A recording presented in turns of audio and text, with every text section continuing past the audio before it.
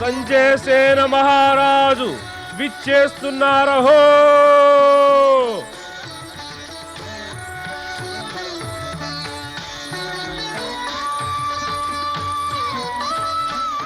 ప్రణామం గురుదేవా.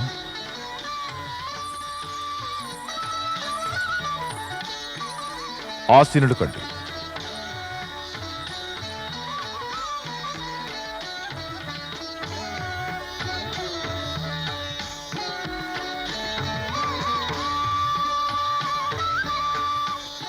ప్రణామమునులారా. ఆనాడు మీరు నన్ను దస్యుల గురించి హెచ్చరించారు. కానీ ఆ తొందరలో మీ పరిచయ భాగ్యాన్ని నేను పొందలేకపోయిన మాట నిజం. మా అదృష్టం కొద్దీ మీరే స్వయంగా ఇలా విచ్చేశారు. మీరెవరో నేడైనా తెలుసుకోవచ్చునా? నారాయణ నారాయణ. నేను నారాయణ భక్త నారదుని. ఇతడు నా బాల్యమిత్రుడు, సహాధ్యాయి, ప్రాణమిత్రుడైన పర్వతముని. ఓ రాజా, నిజం చెప్పాలంటే మా వంటి మునులు ఇలా రాజభవనాల్లోకి రాకూడదు సుమా. ప్రయోజనము లేదు. ఎటొచ్చి మేమిటివైపుగా వెళుతూ ఉన్నప్పుడు మాకు తెలిసింది ఇది తమరి భవనమేనని. అప్పుడు అనిపించింది తమ దర్శనం చేసుకు వెళ్ళవచ్చని. తమరిరువురికి మా రాజ్యసభకు సుస్వాగతం. రాజా, ఆ దస్యులకు మీరేం శిక్ష విధించారు? వారు మా పొరుగు రాజ్యం నుంచి వచ్చిన దస్యులు. మా సైనికులను చూడగానే పారిపోయారు.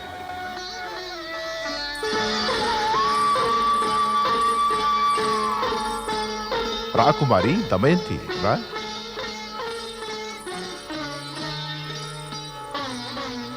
చూడు, మన వద్దకు మునీశ్వరులు విచ్చేశారు. వీరు నారాయణ భక్తులైన నారదులు.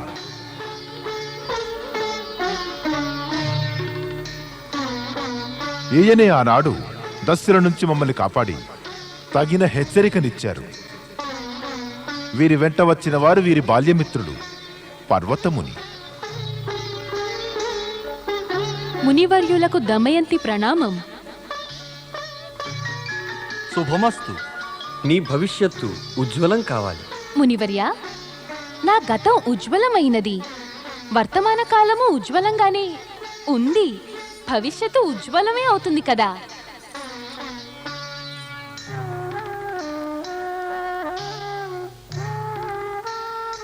ఏదైనా కొత్త విషయం చెప్పండి మునివర్య. ఏమన్నారు రాజకుమారి? ఏముంది, మీరు తపోనిధులు, మేము గుణనిధులం అన్నట్టు మీరు ఈ కథను విన్నారా? ఏమిటో ఆ కథ? వినండి. ఒకానొక మునీసుడు మరొక మునిని ప్రశ్నించాడట, గణనం అనేది దేనితో ఆరంభం అవుతుంది అని. 1 నుంచి కదా అన్నాడట.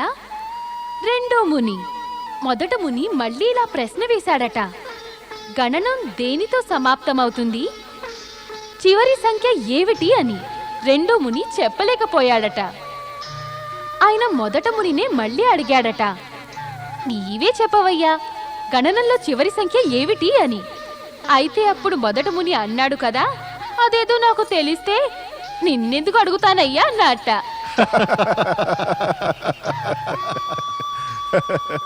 మా పుత్రికకు వినోదం ఇష్టం, నవ్వుతూ నవ్విస్తూ ఉంటుంది.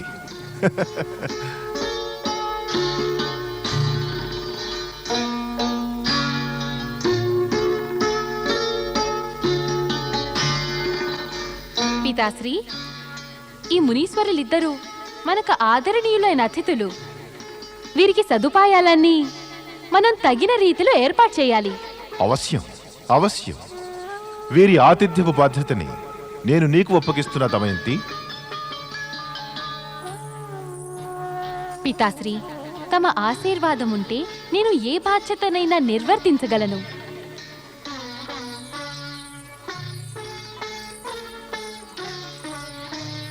విచ్చేయండి మునీశ్వర, తమకు అతిథి గృహం చూపిస్తాను.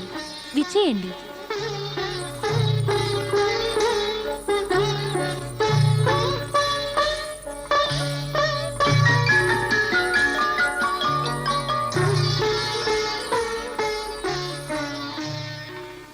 ఈ మహర్షులిద్దరూ మనకు ముఖ్య అతిథులు. వీరికి సదుపాయాలన్నీ పూర్తిగా జరిగేలా చూడండి. ఏమాత్రం పొరపాటు జరిగినా మహారాజు కఠినంగా శిక్షిస్తారు. తమ ఆజ్ఞలన్నింటినీ శిరసా వహిస్తాం రాజకుమారి. వెళ్ళు. రండి మునివర్య. నారద మునివర్య, ఇదే తమ శయన మందిరం. మీరిక్కడ విశ్రమించండి. మీకే వస్తువు అవసరం అనిపించినా మా సేవకులను ఆదేశించండి. వారు తమ ఆదేశాన్ని వెంటనే పాటిస్తారు. మునివర్య, మీరు విశ్రమించడానికి మరొక మందిరం ఏర్పాటు చేశాం. మీరు నా వెంట రండి. రాజకుమారి, రాజకుమారి, మీరు అనవసరంగా శ్రమ పడుతున్నారనిపిస్తోంది. నేను తపస్విని, నారాయణ భక్తుణ్ణి. నేను ఒకే స్థలంలో ఉండడము, నివసించడం అనేది సంభవం కానేరదు. తపస్సు చేసుకునే వారికి ఇది అనుచితం సుమా. ఈ రాజభవనంలో ఉండడం, భోగభాగ్యాలను అనుభవించడం అనేది మా తాపసులకు చాలా నిషిద్ధం కూడా. రాజకుమారి, మమ్మల్ని వెళ్ళనివ్వండి. అదే ఉచితం కూడా. మిత్రమా నారద, నీకేమిటి కష్టం? నారద మునివర్య, మీరొక తపస్వి, గృహస్థు కారు. మీకు కొన్ని నియమాలు, నిబంధనలు, ఆచారాలు ఉండవచ్చు. వాటి గురించి రాజభవనంలో ప్రవేశించే ముందుగానే ఆలోచించుకుని నాకు చెప్పి ఉంటే మిమ్మల్ని సంతోషంగా వెళ్ళిచ్చేదాన్ని. కానీ ఇప్పుడు మీరు మాకు అతిథులు అయిపోయారు కదా. ఇప్పుడిక మీరు ఇక్కడి నుంచి వెళ్ళలేరు మునివర్య. తమరి నారాయణ భక్తిని, తమ వైరాగ్య భావాలను ఎవరు లాక్కోరు. మీరు మీ వైరాగ్యాన్ని కోల్పోకుండా ఈ రాజభవనంలోనూ నారాయణ భక్తి నిలుపుకోవచ్చు మునివర్య. ఈ విపరీతమైన ప్రతికూల పరిస్థితుల్లో అది సాధ్యమా రాజకుమారి? ఒక మహత్తరమైన సత్యం మర్చిపోరాదు మునివర్య. నిష్టగల భక్తుడికి పరీక్ష ప్రతికూల వాతావరణంలోనే జరుగుతుంది. ఏమైనా నేను మాత్రం ఇక్కడి నుంచి వెళ్ళే ఆలోచనలోనే ఉన్నాను. మీరిలా మాటి మాటికి వెళ్లే మాట ఎత్తుతూ నా హృదయాన్ని గాయపరుస్తున్నారు మునివర్య. దయచేసి ఇక మీరు విశ్రమించండి.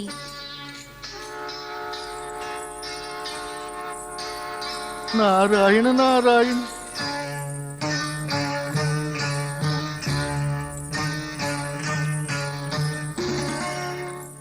మునివర్య, ఇది తమరి శయన మందిరం. మీరిక్కడ విశ్రమించవచ్చు. మునివర్య, మీరు నేటిదాకా మునుపెన్నడూ కూడా కన్య, స్త్రీ, ఎటువంటి మహిళను చూడలేదా? లేదు లేదు, అటువంటిదేమీ కాదు. నాకేమో అలాగే అనిపిస్తోంది.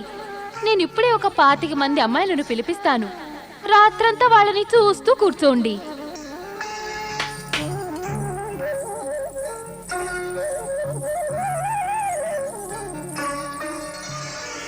ఏమాకే రాకుమారి? వసుధా, నర్తనశాలకు నీవు వెళ్ళి కమల, విమల, అమల, గుణవతి, అరుంధతి, జ్యోత్స్న, సునంద, సుప్రియ, పద్మ అందరినీ వెంటనే పిలుచుకురా. వద్దు రాజకుమారి, వద్దు. అవును పర్వతముని, అవును. సునంద, భావన, చిత్ర, రాధ, ఉషా, లత, భారతి వీరందరినీ త్వరగా పిలుచుకురా. రాజకుమారి, ఏం చేయమంటున్నారు? అలా చేయకండి. చెయ్యవద్దా? అయితే సరే, చెయ్యనులేండి. ఇక మీరు విశ్రమించండి. నాకు సెలవివ్వండి. ప్రణామం.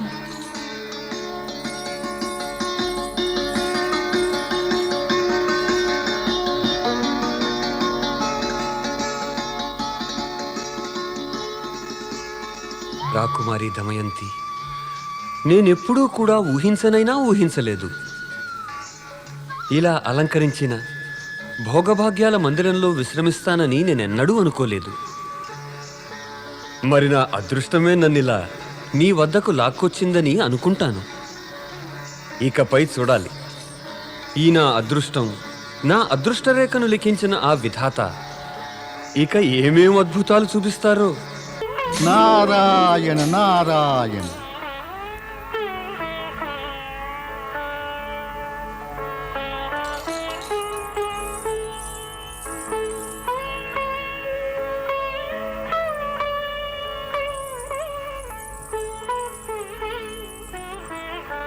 ప్రణామం మునివర్య. ఎక్కడికి వెళ్ళిపోయారు అతిథిదేవా? తమరెళ్ళినప్పటి నుంచి మా రాకుమారి దమయంతి అన్నపానాదులు మానివేసింది. అంతే, కన్నీరు కారుస్తూ కూర్చుంది. నేను తిరిగే బైరాగిని. ఏ ఒక్క స్థలంలోనూ నిలకడగా ఉండలేను. దయచేసి రాకుమారికి చెప్పండి, ఆమె నా కోసం దుఃఖించరాదు. దుఃఖం ఆమెకు తప్పటం లేదు. నేను ఇప్పుడే వెళ్ళి మీరు వచ్చేసారని ఆమెకు చెబుతాను. ఆమె దుఃఖం ఉపశమిస్తుంది. నారాయణ నారాయణ. పర్వత,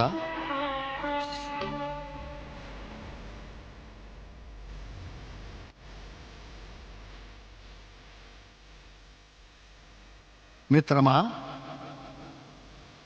ఏమిటి ఆలోచిస్తున్నావు?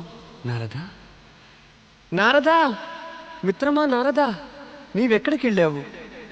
నీవు లేకుంటే ఈ భవనం చిన్నబోయిందనిపించింది. ఎక్కడికి వెళ్ళావని మాత్రం నన్ను అడగబోకు. మరి ఏమడగాలి?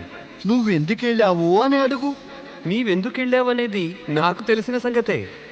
కానీ ఎవరికైనా అతిథివై ఉండగా ఈ విధంగా అదృశ్యమైపోవడం శోభస్కరంగా లేదు. ఏది ఏమైనా నీవు నీ మిత్రుడి కోసం తప్పక తిరిగి వస్తావని నాకు మాత్రం నమ్మకం ఉంది. తమరు నన్ను వదిలిపెట్టి ఎక్కడికి వెళ్ళారు మునివర్య? ఇప్పుడు ఇలా అడగడం వల్ల మీకు లాభం ఏమిటి? నేను తిరిగి వచ్చేసాను కదా. మీ మిత్రుడు పర్వతముని నాకు చెప్పారు. మీరు సంగీత విద్వాంసులట, మంచి గాయకులు కూడానట. ఈ సంగతి మరి నాకు చెప్పనే లేదే. మా పర్వతుడు కూడా సంగీతంలో పారంగతుడే. ఇతడు నాకన్నా తక్కువేమీ కాదు సుమా. మేమిద్దరం ఒకే గురువుకు శిష్యులం. మునివర్య పర్వత, మీరీ సంగతి నాకు చెప్పలేదే. స్వోత్కర్ష చేసుకోవడం ఉచితం కాదు కదా. మన గుణగణాలు తెలియాలంటే గుణాలన్నిటినీ తెలిసిన పారంగతులే విలువ కట్టాలి. మీరిద్దరూ విద్వాంసులే. మీ పాట గనుక వినిపిస్తే నేను నా విచారాన్నంతా మర్చిపోగలను. ఇప్పుడు కాదు, మరొకసారి. అవును, ఇప్పుడు సమయము కంఠము అనుకూలంగా లేవు. ఆ. మరెప్పుడో కాదు, రేపే మహారాజు సమక్షాన మీరిద్దరూ మీ సంగీతాన్ని వినిపించాలి. అది విని మేమెంతో ఆనందిస్తాము.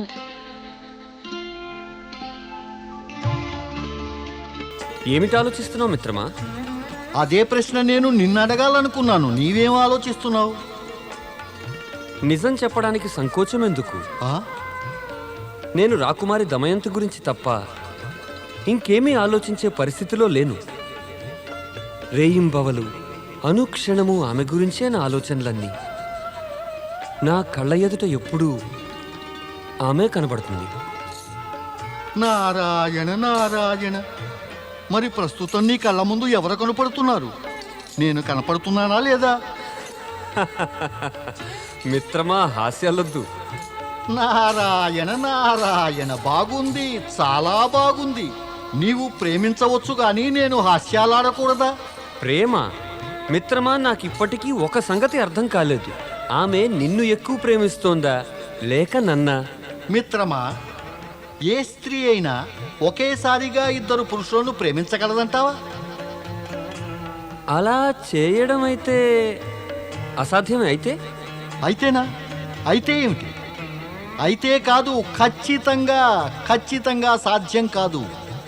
ఎవరైనా స్త్రీ అలా చేస్తోందంటే అది ప్రేమ కాదు, అది ఒట్టి బూటకమన్నమాట.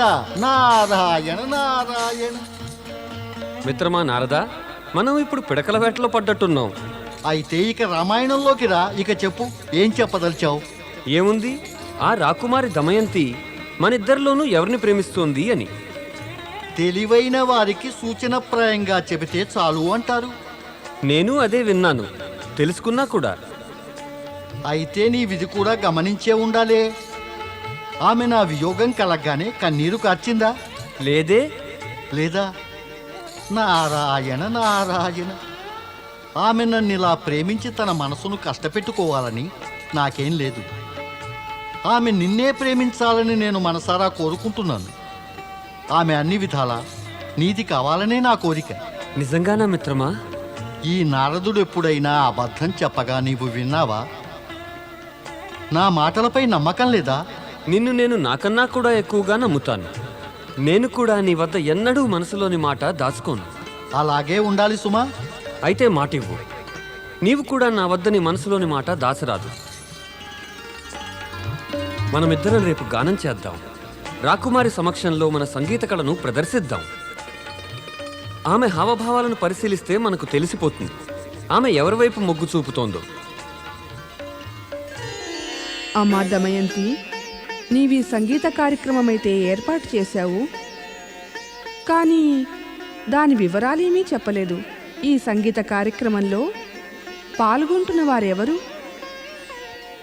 కేవలం నారద మహర్షి, పర్వతమునీశ్వరుడు. అంతేనా? ఇద్దరు గాయకులు మాత్రమేనా? అమ్మా, వీరిద్దరూ గొప్ప విద్వాంసులు, సంగీత విశారదులు కూడా. మరి పుత్రి, ఈ సంగీతానికి ఆధారం, ఇతివృత్తము ఏమిటి?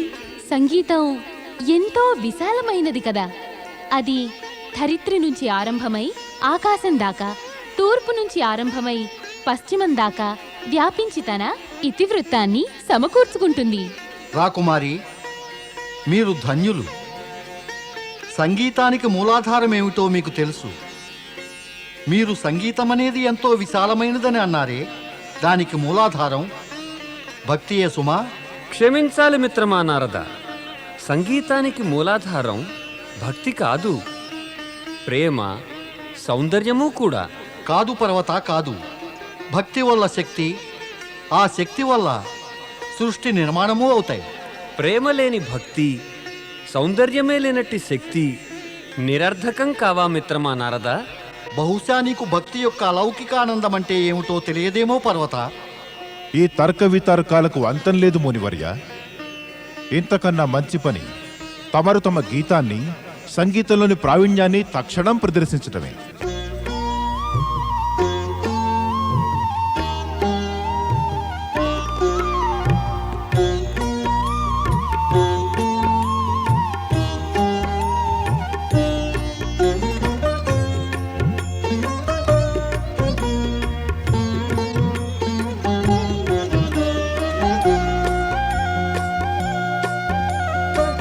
భక్తిలోనే శక్తి కలదు, శక్తియే లోకం. ఓ భక్తిలోనే శక్తి కలదు, శక్తియే లోకం. భక్తితోనే భయములు అన్ని తొలగిపోవునుదా. భక్తిలో సౌందర్యమంతా కలదు మునివర్యా. హే భక్తిలో సౌందర్యమంతా కలదు మునివర్యా.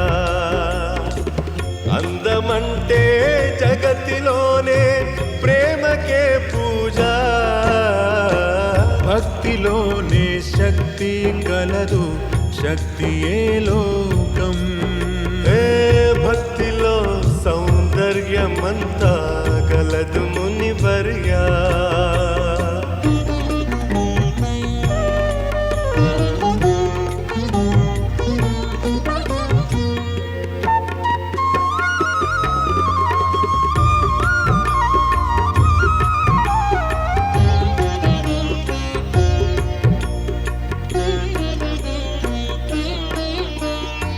భగవంతునిపై నిలిపిన భక్తి రోజును కష్టములన్నీ సంచరించును, హర్షము నిండా వెలుగగ దశ దిశలన్నీ. సౌందర్యముతో తనువు మనసు యౌవన రాగము పాడ. చూసిన కన్నులు ధన్యము కావా, సౌందర్యము నడయాడ. ధన్యులు పొందగ ఆ జనులంతా భక్తిని బహుమతిగా. భక్తిలోనే శక్తి కలదు, శక్తియే లోకం. భక్తిలో సౌందర్య సౌందర్యమంతా గలదు మునివర్యా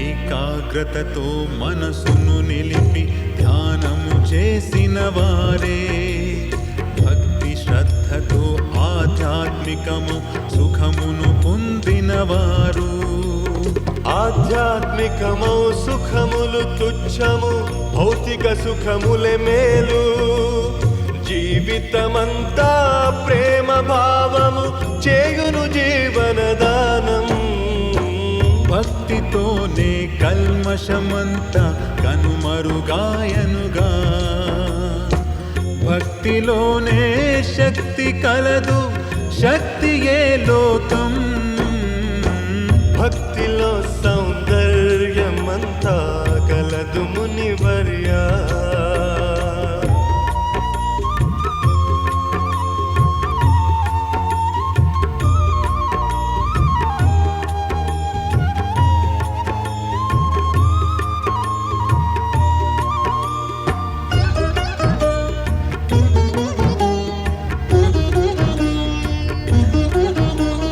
సర్వము మిథ్యా సత్యమొక్కటే భగవంతునిపై భక్తి సౌందర్యమునే ఆరాధించిన కలుగును మనసుకు ముక్తి భక్తి అభయము భక్తి అజేయం భక్తి సుకృత్యము ప్రేమయ జీవం భక్తియ తనివి ప్రేమయ సృష్టి భక్తి భావన ప్రేమ కామన భక్తి అజరము ప్రేమ అమరము భక్తి నిత్యము ప్రేమ సత్యము భక్తి పవిత్రము ప్రేమ సృజనము భక్తి నిశ్చలం ప్రేమ సబలము భక్తి సర్వము ప్రేమ స్వర్గము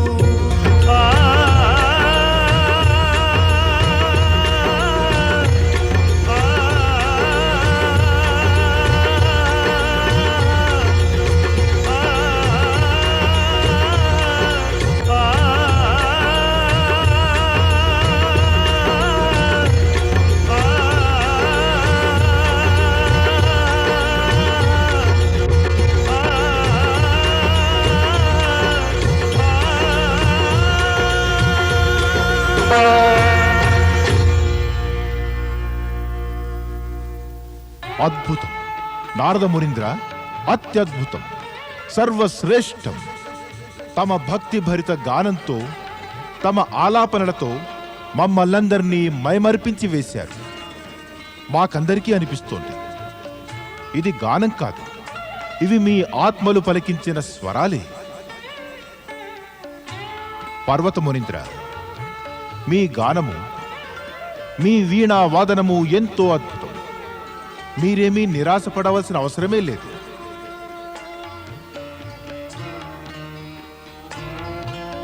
మీరిద్దరూ బహుమతి పొందటానికి అర్హులే.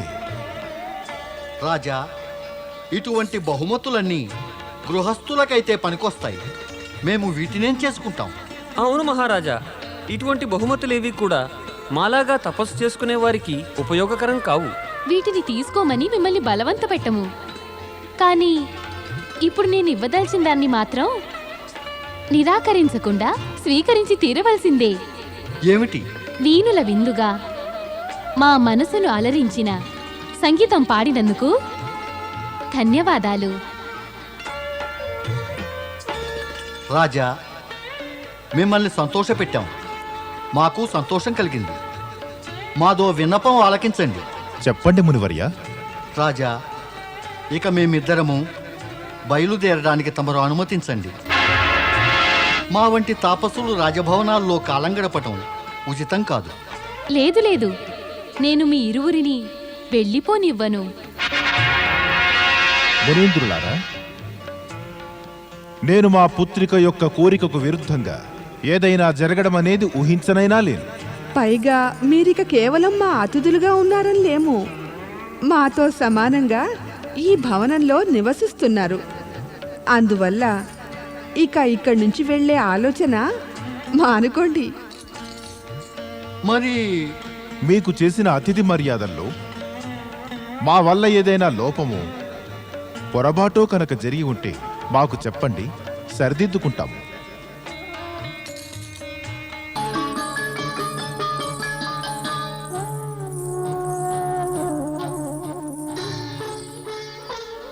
ప్రణామం మునివర్య.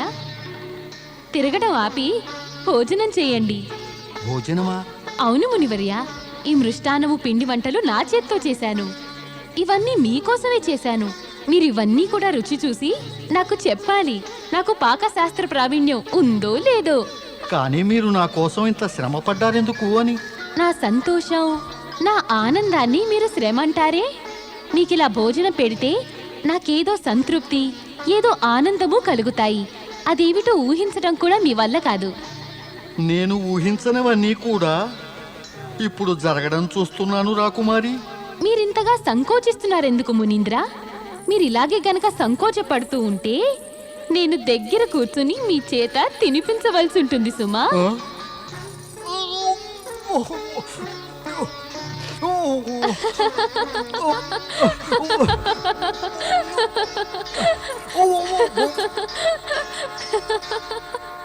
మిత్రమా, పర్వత, అక్కడ ఏం చేస్తున్నావు? ఇలా రా, నా వద్దకు రా, నా వద్దకు వచ్చి కూర్చుని నాతో భోజనం చేయి, సరేనా? అతన్ని పిలు. మునివర్య పర్వత, మీ భోజనం మీ మందిరానికి పంపించాను. ఆ? ఇది నారదుల వారి భోజనం. పర్వత, ఆగు పర్వత, పర్వత, పర్వత.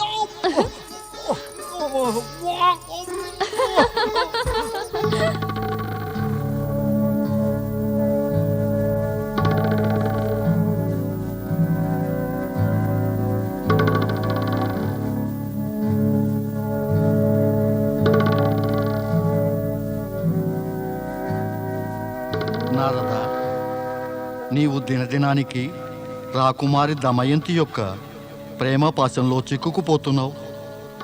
ముల్లోకాల్లో స్వేచ్ఛగా తిరిగే నారదుడికి ఈ గతి పట్టిందంటే అది వరం యొక్క ఫలితమో లేక ఆ వరమే శాపమో?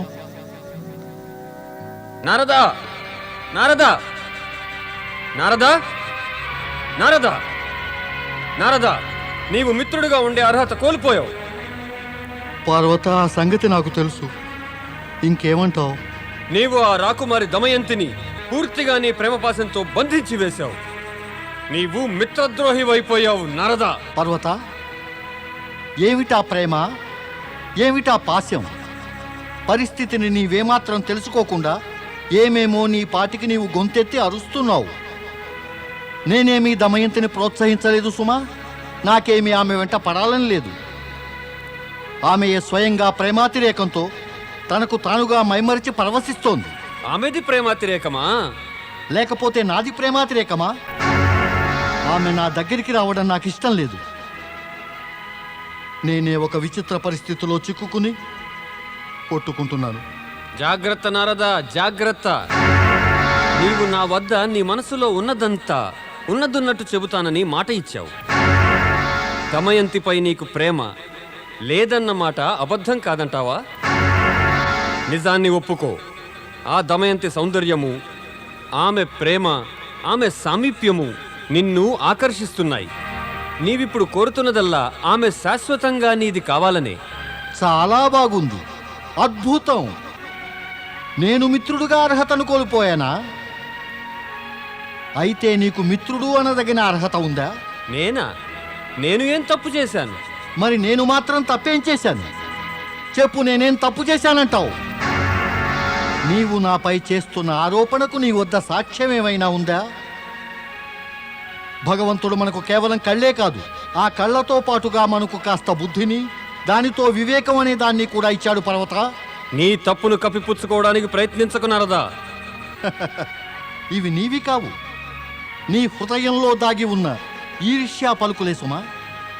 అయినా నీకు నమ్మకం కలగటానికై ఆ భగవంతుడు శ్రీ మహావిష్ణువు పైన, జగత్ పరిపాలకుడు పరమేశ్వరుని పైన ప్రమాణం చేసి చెప్తున్నాను. ఆ దమయంతి శాశ్వతంగా నాదైపోవాలని నేనెప్పుడూ కోరుకోనే లేదు. అబద్ధం, అంతా అబద్ధమే. పదే పదే అసత్యాన్ని పలికి నిజం చెబుతానని మాట ఇచ్చి కూడా ఆడి తప్పావు. నీవు నా మనసుకు క్షోభ కలిగించావు. అందుచేత నిన్ను నేను శపిస్తున్నాను. నీ చిత్త చాంచల్యం కారణంగా నీవు ఒక వానరుడివేనని నిరూపించావు. ఇకపై నీ ముఖం వానరుడిదే అవ్వాలి. నీవు మర్కట ముఖుడివైపోతావు.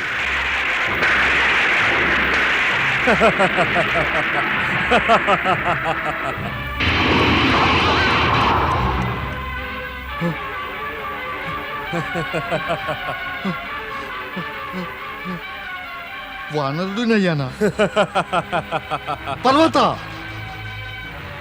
ఈర్ష్యతో నిర్దోషినైన నాకు శాపాన్నిచ్చే అనుచిత కార్యం నీవు చేశావు. ఇందుకై నిన్ను నేను కూడా శపిస్తున్నాను. ఆకాశ గమనం చేయగలిగిన నీ శక్తి పూర్తిగా నశించాలి.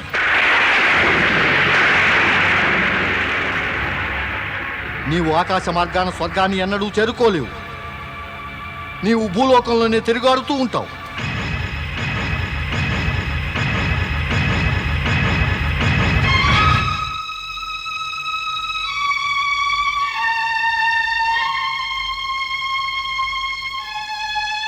నే వానరునయ్యాను. ఓ ప్రభు, నన్ను రక్షించండి. నారాయణ నారాయణ. ప్రభు, ఏమైంది? నారాయణ నారాయణ. నారదుడు ఒక ఆపదలో చిక్కుకున్నాడు దేవి. దుఃఖావస్థలో నన్ను పిలుస్తున్నాడు. కానీ నేను అతడి ఎదుటకు వెళ్ళి అతడికి సిగ్గు కలిగించదలుచుకోలేదు. స్వామి, నారదుడు తమకు పరమభక్తుడు. మీరతడి కష్టాన్ని తీర్చండి. నేను అసహాయుని దేవి. మొదట అతడు పరమేశుని ద్వారా వరం పొంది ఉన్నాడు. ఇప్పుడేమో తన మిత్రుడైన పర్వతుని వల్ల శాపగ్రస్తుడయ్యాడు. తన మిత్రుడి వల్లనే శాపగ్రస్తుడయ్యాడా? అయితే నారదుడు తన తపోబలంతో ఈ శాప ప్రభావాన్నించి తప్పించుకోలేడా? స్వామి, మీరు మీ కృపాదృష్టితో అతడిని ఈ ఆపద నుంచి కాపాడలేరా? విధి విధానంలో త్రిమూర్తులం జోక్యమెన్నడూ చేసుకోము. ఆ పర్వతుడిచ్చిన శాపం అతడే ఉపసంహరిస్తాడు. కాని ప్రభు, ఏమిటో ఆ శాపం? పర్వతుడు ఈర్ష్య వల్ల నారదుణ్ణి వానరముఖుడవు కమ్మని శపించాడు.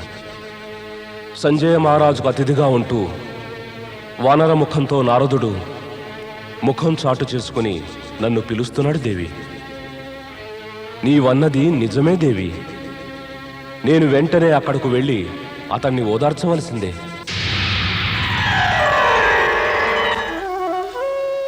ఓ ప్రభు, నా ఆరాధ్యదేవా,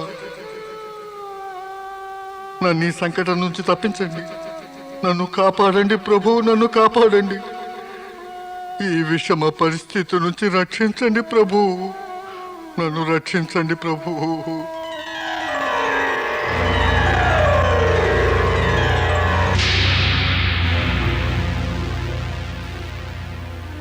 నారదా,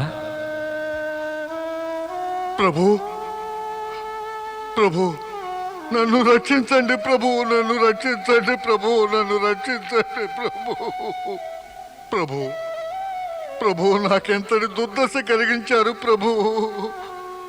ప్రభు, నా దురదృష్టం నన్ను ఇంత క్రూరంగా హింసిస్తోందే ప్రభు. తమరు చూస్తున్నారుగా ప్రభు. నన్ను మునుపటిలా మార్చేయండి ప్రభు, మునుపటిలా మార్చేయండి ప్రభు. ఈ లజ్జాకరమైన పరిస్థితిని తొలగించండి ప్రభు, తొలగించండి ప్రభు. లే నారదా. నారదా, నిన్ను చూస్తే బాధగా ఉంది. కానీ నేనా సహాయుణ్ణి. తనకు తానే పశ్చాత్తాపంతో దహించుకుపోయి పర్వతుడే తిరిగి వచ్చేంత వరకు నీవి రూపంలోనే ఉండాలి.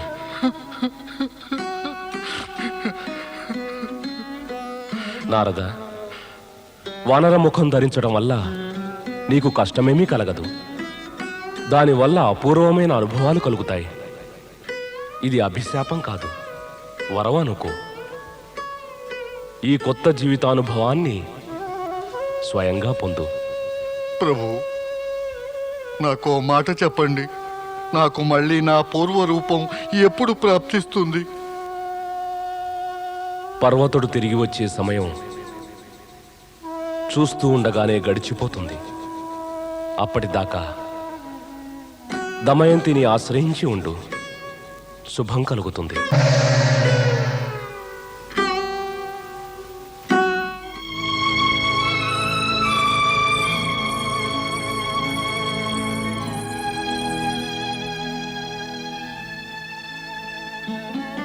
మునీంద్ర, లేవండి, నేను మీకోసం మంచి భోజనం తెచ్చాను.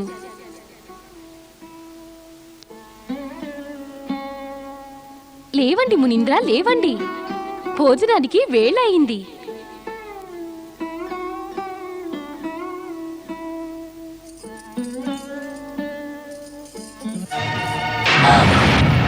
మునీంద్ర, మీకేమైంది? ఎందుకు ఇలా అయిపోయారు మునీంద్ర? రాకుమారి, ఇక తమకు నేను నా ముఖాన్ని చూపించలేను. నేను ఎంతో కురూపినైపోయాను. దయచేసి మీరు నాకిక సెలవిప్పించండి. ఎవరి వల్ల మీకు ఈ దుర్దశ కలిగింది మునీంద్ర? ఎవరు కారణం రాకుమారి? నేను చేసిన కర్మ ఫలాన్ని నేనే అనుభవిస్తున్నాను. మనకొచ్చిన కష్టాలకు, మన బాధలకు మనం ఎప్పుడూ ఇతరులను తప్పు పడతాం. కానీ అది ఉచితం కాదు. ఇతరులను తప్పు పడితే లాభం కాదు, నష్టమే జరుగుతుంది. తప్పు పట్టిన దానికి పాపం మరింత పెరుగుతుంది. మన కర్మ ఫలం అనుభవించటానికి మరింత సమయం పడుతుంది.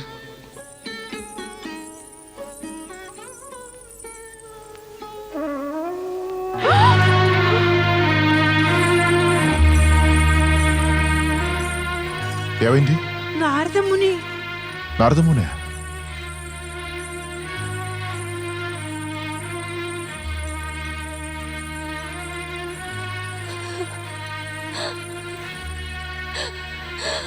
మునీంద్ర,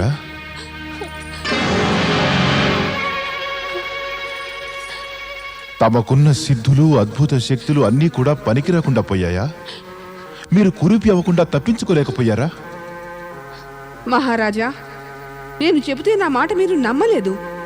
ఇప్పుడు కళ్ళారా చూడండి. నారదుడు మన కుమార్తెను పాపిష్టి కళ్ళతో చూసిన ఫలితం ఇలా అనుభవిస్తున్నాడు. లేదమ్మా, లేదు, అదేవి నిజం కాదు. ఈయన ఎన్నడూ అలా ప్రవర్తించనే లేదు. పైగా ఎప్పుడూ నా నుంచి దూరంగా ఉండటానికి ప్రయత్నించారు. దమయంతి, నారదుడు మన ఆతిథ్యాన్ని దురుపయోగం కావించి నిన్ను భ్రమింపజేశాడు. ఇతని వానర ముఖాన్ని చూశాక కూడా నీకు నిజం తెలియటం లేదా? నీకిప్పటికీ కనువిప్పు కలగటం లేదా? నారదముని, మీకు ఇంకా సిగ్గనేది ఏమాత్రమైనా మిగిలి ఉంటే తమ ఈ సుందర వదనార విందంతో పాటు వెంటనే ఇక్కడి నుంచి దయచేయండి. అమ్మా, నేను నా మనసారా ఈయనని నా భర్తగా వరించానమ్మా. నీకేమైనా మతిపోయిందా? నీ బుద్ధి గడ్డి తింటుందా? ఈ కురూపి సన్యాసి మోసగాడితోనా? వాడితోనా నీ వివాహం? ఈ నిర్భాగ్యుడితోనా? మరి పితాశ్రీ, నీవింక ఏమీ చెప్పనవసరం లేదు. నేనిక నీ వివాహాన్ని విరాటరాజు అంశుమానుడితో నిశ్చయం చేశాను.